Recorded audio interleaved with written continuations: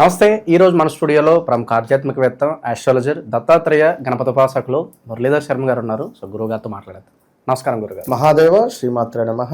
October మాసం విశేషంగా వృశ్చిక రాశి వారికి ఎలాంటి పరిస్థితులు ఎదురయ్యే అవకాశాలు కనిపిస్తున్నాయి? ప్రజెంట్ వీళ్ళ టైం ఎలా నడుస్తుంది? ఎలాంటి జాగ్రత్తలు తీసుకోవాలి? విజయదశమి కావచ్చు, దీపావళి కావచ్చు, ఎలా వినియోగించుకుంటే బాగుంటుంది వీళ్ళు? వృశ్చిక రాశి అనగానే నాకు నిజంగా బాధ కలిగించేటువంటి సంఘటనలు. లాస్ట్ ఒక 50 కాల్స్లో ఒక 25 కాల్స్ కూడా నేను వృశ్చిక రాశి మాట్లాడడం జరిగింది.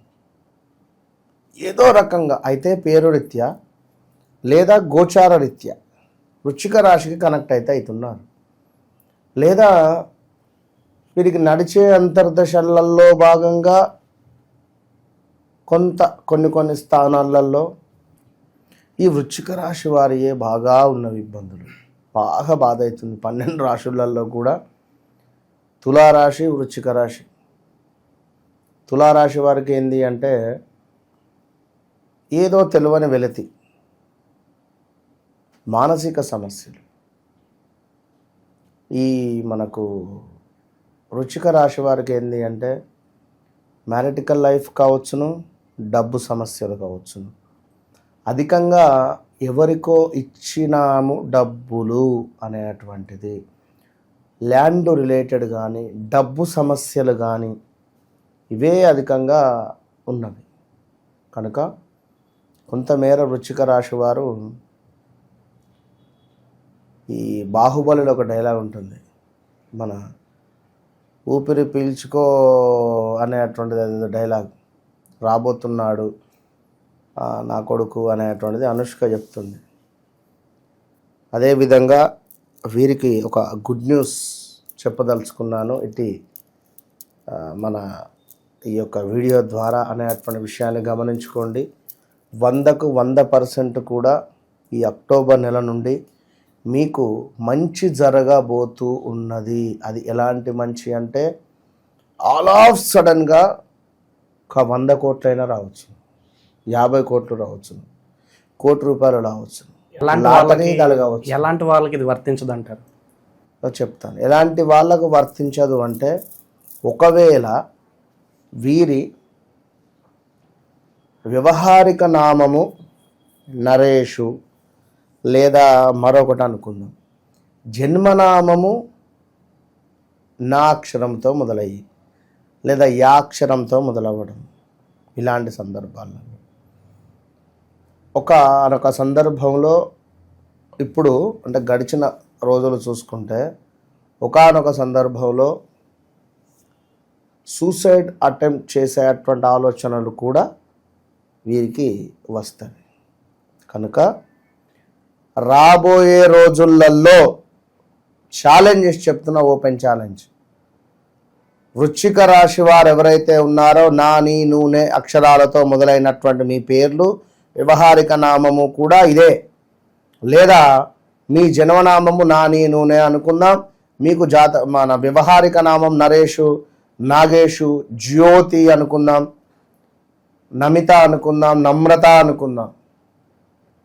రాబోయే రోజులలో జాతకం లేదు అనుకుందాం, విజయం మీదే. ఇక ఇది తిరుగులేదు. డబ్బు సమస్యన, డాక్యుమెంట్ సమస్యన, ఆరోగ్య సమస్యన,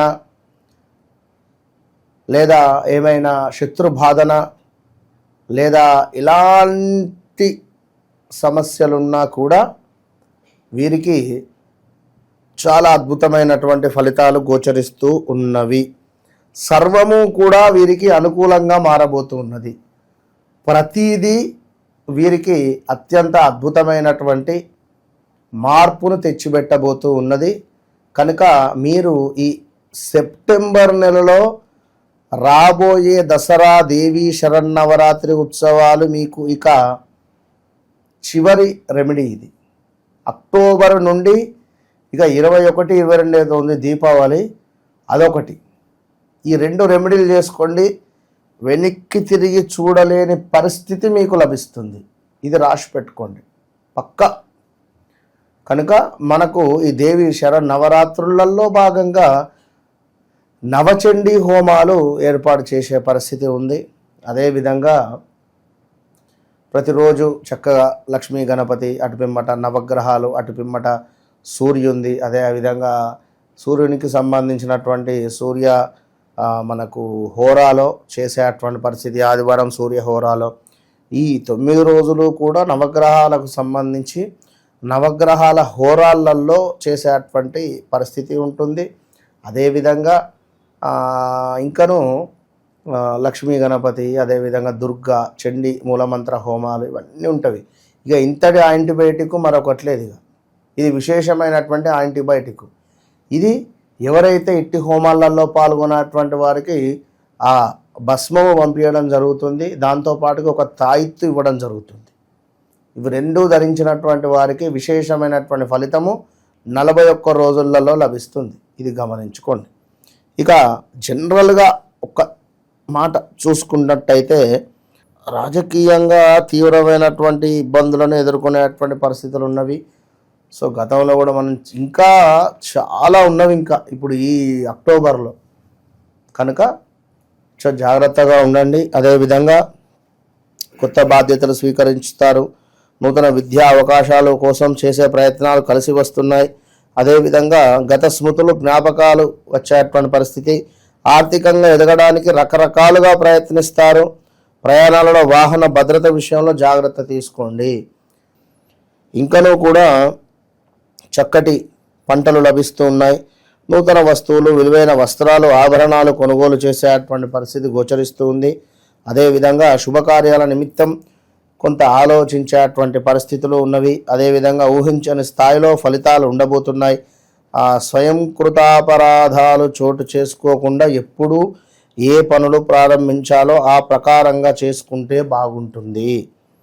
అదేవిధంగా ఇంకను చూసుకున్నట్టయితే ఆహార నియమాల విషయంలో ఖచ్చితమైనటువంటి శ్రద్ధ అవసరము. బీపీ, షుగర్లు వచ్చే పరిస్థితి ఉంటుంది. అనారోగ్య సమస్యలు వాటిల్లే అవకాశం కూడా ఉంది. సో సుదీర్ఘమైనటువంటి ఫోన్ సంభాషణ ద్వారా కొన్ని విషయాలను గ్రహించగలిగి ఏది మంచి, ఏది చెడు, ఎటు వెళితే బాగుంటుందో తెలుసుకుంటారు. అదేవిధంగా ముక్కుసూటిగా ప్రవర్తించే వ్యక్తులతో స్నేహాలను కొనసాగించండి. కొన్ని పనులలో మీరు ఆశించిన ప్రయోజనాలు రాకపోవచ్చు, కానీ పనులు నెమ్మదిగా సాగటము కొద్దిపాటి నష్టానికి కారణం అవుతుంది, గమనించుకోండి. అదేవిధంగా మనకు కొత్త బాధ్యతలు స్వీకరిస్తారు. ఎవరైతే వృశ్చిక రాశి వారు ఉన్నారో, గవర్నమెంట్ రంగంలో ఉన్నారో, గవర్నమెంట్ రిలేటెడ్ ఉన్నారో వారు తప్పకుండా కొత్త బాధ్యతలు స్వీకరించడం కానీ, లేదా అందులో ఉండేటువంటి వారు ఎవరైనా మనకు లైక్ పదవిని విరమించేటువంటి పరిస్థితులను కానీ పొందవచ్చు. ఎందుకంటే సెప్టెంబరు, అక్టోబరు ఈ 2 నెలలు చాలా గడ్డు నెలలు ఇవి. ఈ సెప్టెంబర్, అక్టోబర్లో రాజకీయపరమైనటువంటి పదవి విరమణలు మొత్తం దేశవ్యాప్తంగా కానీ రాష్ట్ర వ్యాప్తంగా కానీ జరిగే పరిస్థితులు ఉంటవి. చాలా అంటే చాలా ఇబ్బందులు ఉంటవి, సంచలనాలను సృష్టిస్తాయి.